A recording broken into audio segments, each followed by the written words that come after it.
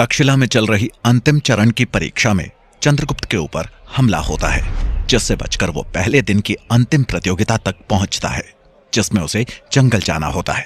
वहां प्रतियोगियों के लिए बिछाए गए जाल से बचते बचते उसका सामना होता है एक भीमकाय इंसान से, जो गुरुकुल के एक छात्र को बेहोश कर देता है। चंद्रगुप्त ने भीमसेन की ओर देखते हुए कहा, यह कोई जाल नहीं है, इसलिए असावधान मत होना। भीमसेन सर हिलाते हुए बोला, हाँ मैं समझ गया था, पर यह है कौन?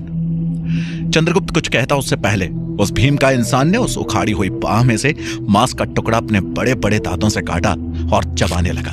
यह देखकर भीमसेन को उबकाई आ गई। चंद्रगुप्त भी हैरान था। वो ये बात तो समझ गया था कि यह नरभक्षी ही है, पर उसके हिसाब से तो उसने सारे नरभक्षियों को सालों पहले खत्म कर दिया था, तो फिर यह कैसे बच गया? तभी वो उन लोगों की तरफ पलटा। उसका चेहरा देखकर चंद्रगुप्त हैरान होते हुए बोला, अरे ये तो पब्बत है।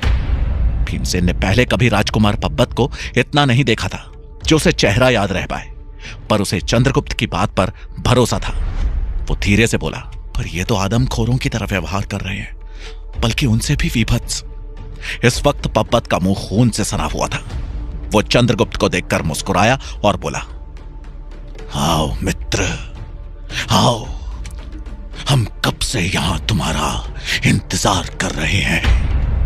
पब्बत के मुंह से निकला खून उसकी दाढ़ी को भिगोते हुए नीचे टपक रहा था, जो उसे और भी विभत्स बना रहा था। चंद्रगुप्त ने अपनी तलवार निकाल ली और बोला, मुझे लगा था कि तुम मर चुके हो, या तुमने शर्म की वजह से यह देश ही त्याग दिया है, पर तुम तो अपने अंदर के आदमखोर को पाल पोस कर बड़ा कर रहे थे। चंद्रगुप्त की बात सुनकर पब्बत ने जोरदार अट्टहास किया और बोला,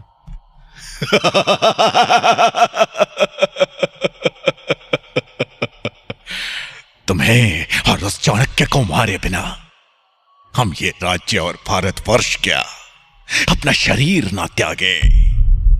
तभी भीमसेन चंद्रगुप्त से बोला, अगर यह हमारे ऊपर हमला करता है तो क्या हम इसे जान से मार दें या कैद कर लें, क्योंकि ये मगध के राजकुमार भी हैं, जिन्हें खोजने के लिए महाराज धनानंद रात दिन एक किए हुए हैं। चंद्रगुप्त ने धीरे से एक तरफ बढ़ते हुए कहा, नहीं, इसे जिंदा छोड़ना मूर्खता होगी, और वैसे भी इसके बाहुबल को देखते हुए इसे कैद करने में हमें मुश्किल होगी। भीमसेन ने सर हिलाया और अपनी तलवार बाहर निकाल ली। वो दूसरी तरफ से पब्बत की तरफ बढ़ा। उधर पब्बत मुस्कुराते हुए उन दोनों के पास आने का इंतजार कर रहा था। चंद्रगुप्त और भीमसेन पब्बत को दोनों तरफ से घेरते हुए आगे बढ़े और पब्बत के पहला वार करने का इंतजार करने लगे। जबकि पब्बत शांत खड़ा बारी बारी से गर्दन घुमाकर दोनों को देख रहा था, तभी भीमसेन ने अपनी तलवार को तेजी से घुमाते हुए पब्बत के हाथ पर वार किया, जिसे पब्बत ने अपनी जगह से 1 इंच भी हिले बिना एक तरफ को झुककर खाली जाने दिया और फिर चंद्रगुप्त की तरफ देखते हुए बोला, लगता है इतने सालों के बाद भी तुमने कमजोर और बेवकूफ साथियों को चुनने की अपनी परंपरा को बनाए रखा है। चंद्रगुप्त जानता था कि पब्बत उसे गुस्सा दिलाना चाहता है, इसलिए वो चुप रहा, पर भीमसेन को अपने लिए बेवकूफ का संबोधन सुनकर गुस्से पर काबू रखना मुश्किल हो गया था। उसने तेजी से आगे बढ़ते हुए अपनी लात पब्बत को मारनी चाहिए, लेकिन पब्बत ने तेजी से एक तरफ हटकर भीमसेन की लात को हवा में ही पकड़ा और उसे एक तरफ तिनके की तरह उछाल दिया। भीमसेन उनसे कुछ दूर जाकर गिरा। वो घायल तो नहीं हुआ, पर उसके हाथ और पैर की खाल पत्थरों की रगड़ लगने की वजह से छिल गई और उसमें से खून रिसने लगा। चंद्रगुप्त ने जब यह देखा तो उसे पूरा यकीन हो गया कि पब्बत अब साधारण इंसान नहीं रहा, बल्कि इतने सालों में उसने किसी तरह अमानवीय ताकत हासिल कर ली है। वो बहुत ही सावधानी से आगे बढ़ा। उसने बोला, लगता है तुम किसी विशेष मकसद से ही वापस आए हो। सिर्फ मुझे मारने के लिए तो तुमने इतनी ताकत इकट्ठी की नहीं होगी। पब्बत उसकी तरफ मुड़ा और हंसते हुए बोला, हाँ, तुमने सही कहा। अब हमारे लिए तुम और तुम्हारा गुरु बस एक पुनगे के सिवा कुछ नहीं हो। अब हमारा मकसद इस पूरे भारतवर्ष को अपने जैसा बना लेने का है। अचानक चंद्रगुप्त के दिमाग में कुछ खटका। वो आगे बढ़ते हुए रुका और बोला, तुम इस तरह से क्यों बात कर रहे हो, जैसे तुम्हारे साथ यहां और कोई भी है?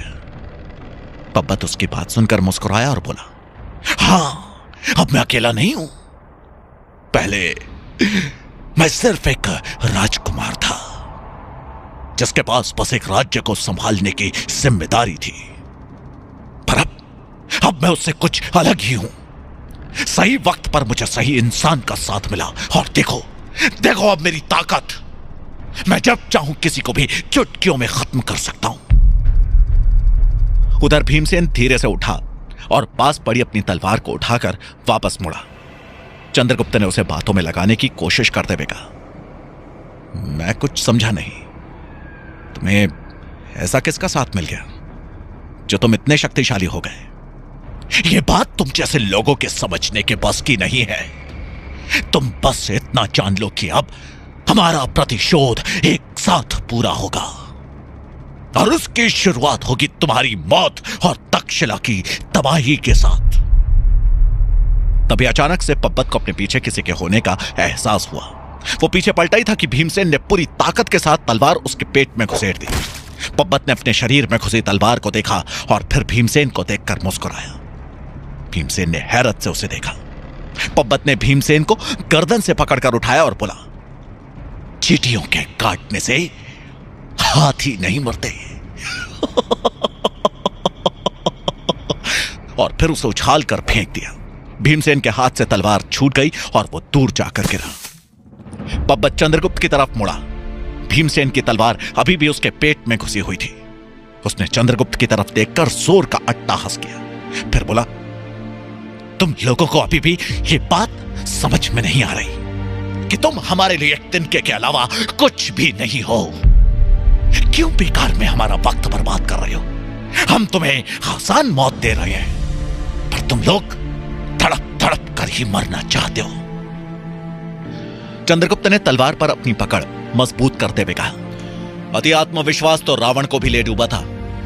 तुम तो अभी उसके सामने बच्चे ही हो पब्बत, जिसे उसके पिता अब तक खोजते घूम रहे हैं। मेरी बात मानो तो यह सब छोड़कर अपने घर वापस लौट जाओ। पब्बत ने अपने पेट में घुसी तलवार को खींचते हुए बाहर निकाला और एक तरफ फेंक दिया। आश्चर्य की बात यह थी कि उसके पेट में से खून की एक बूंद तक नहीं निकली।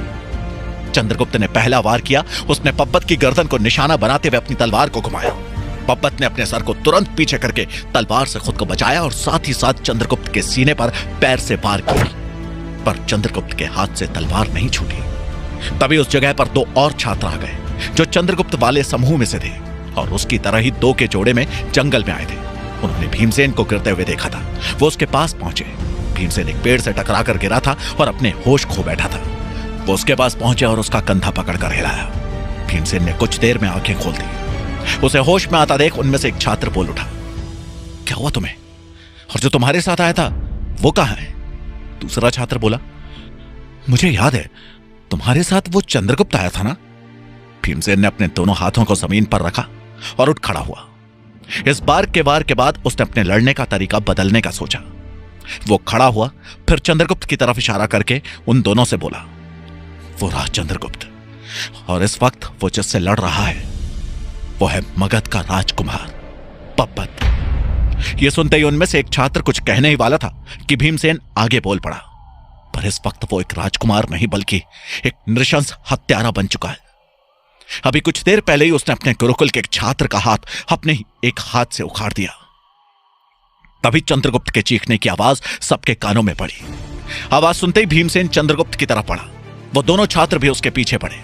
वहां जाकर उन्होंने देखा तो पब्बत ने चंद्रगुप्त को अपने दोनों हाथों से जकड़ रखा था और उसकी रीढ़ की हड्डी को तोड़ने की कोशिश कर रहा था। भीमसेन को कुछ दूरी पर अपनी तलवार दिख गई, पर उसे यह देखकर बड़ा आश्चर्य हुआ कि उसमें खून नहीं लगा हुआ था। वो तलवार की तरफ बढ़ा ही था कि उसके साथ आए दो नए छात्रों में से एक ने अपनी पीठ पर टंगे दो खंजर उतारे और पब्बत की तरफ बढ़ गया। उसे ऐसा करते देख दूसरा छात्र बोल पड़ा, ये तुम क्या कर रहे हो विक्रम? वो मगध के राजकुमार पब्बत है। पर विक्रम ने उसकी बात को अनसुना कर दिया और दबे पांव पब्बत के ठीक पीछे जाकर खड़ा हो गया। पब्बत इस वक्त चंद्रगुप्त के हड्डियों के टूटने की आवाज को सुनने का इंतजार कर रहा था कि तभी उसके दोनों कंधों को कोई नुकीली चीज चीर कर उसमें धंसती चली गई। उसे दर्द तो महसूस नहीं हुआ, पर उसका ध्यान भटक गया। चंद्रगुप्त ने अपने सर को जोर से पब्बत की नाक में मारा। पब्बत की पकड़ ढीली पड़ गई और चंद्रगुप्त उसके हाथों से आजाद हो गया पब्बत ने अपने कंधों में मूठ तक घुसे हुए खंजरों को देखा। फिर उसने उन खंजरों के मालिक को देखा। उसने उन खंजरों को निकालने की कोशिश तक नहीं की और उसकी तरफ बढ़ा। तभी पीछे से चंद्रगुप्त की आवाज आई, रुक जाओ पब्बत, यह मामला हम दोनों के बीच का है। आज इसे एक ही बार में हमेशा के लिए खत्म करते हैं। यह सुनकर पब्बत चंद्रगुप्त की तरफ मुड़ा और क्रूरता भरी मुस्कान में बोला, बिल्कुल, पहले हम तुमसे ही अपना हिसाब बराबर करते हैं। चंद्रगुप्त ने अपनी तलवार को एक तरफ फेंक दिया और मल्ल युद्ध की मुद्रा बनाकर खड़ा हो गया। पब्बत ने यह देखकर एक हुंकार भरी और चंद्रगुप्त की तरफ दौड़ा। जैसे ही पब्बत पास आया, चंद्रगुप्त एक तरफ को हटा और पब्बत के घुटने के पीछे अपने पैर से एक जोरदार प्रहार किया। पब्बत का पैर मुड़ गया और अपनी तेज गति की वजह से वो असंतुलित होकर नीचे गिर पड़ा। चंद्रगुप्त ने तुरंत उसकी बांह पकड़ी और धूमकेतु द्वारा सिखाए गए खास तरीके से उसे झटका दिया। एक जोर से टक टक की आवाज आई और पब्बत की वो बांह फिलहाल के लिए खराब हो गई। चंद्रगुप्त उसके दूसरे हाथ की तरफ बढ़ा ही था कि उसने लेटे लेटे चंद्रगुप्त के पैरों में अपना पैर फंसाकर उसे गिरा दिया और खुद तुरंत उसके सीने पर चढ़कर बैठ गया और अपने एक हाथ से उसका गला दबाने लगा। चंद्रगुप्त ने बहुत कोशिश की पर वो पब्बत को अपने ऊपर से धकेल नहीं पाया और उसकी गर्दन में दबाव बढ़ता ही जा रहा था। चंद्रगुप्त को सांस लेने में बहुत मुश्किल हो रही थी। तभी उसने पब्बत की कोहनी के पीछे की नस को दबाया और साथ ही उसकी गर्दन के एक तरफ की नस पर दबाव डाला। अचानक पब्बत के चेहरे पर हैरानी के भाव उभरे और साथ ही चंद्रगुप्त के गले से उसके हाथ का दबाव कम होता चला गया। चंद्रगुप्त ने अपनी पूरी ताकत लगाकर उसे अपने ऊपर से धकेला। पब्बत एक तरफ को गिरा और तुरंत ही उठकर खड़ा हो गया। उसने हैरानी से अपने दोनों कंधों से झूल रहे हाथों को देखा जो उसे अब महसूस नहीं हो रहे थे। चंद्रगुप्त ने मन ही मन कुछ फैसला किया और अपनी तलवार की तरफ बढ़ा। पब्बत ने चंद्रगुप्त को देखा और बोला, मैं तुमसे बहुत जल्दी ही मिलूंगा। तुम्हारी जिंदगी के बस गिनती के दिन बचे हुए हैं। इतना कहकर वो थोड़ा सा झुका और एक ऊंची छलांग भर के चंद्रगुप्त के ऊपर से होता हुआ दूर कूद गया। यह किसी साधारण मनुष्य वाली छलांग नहीं थी।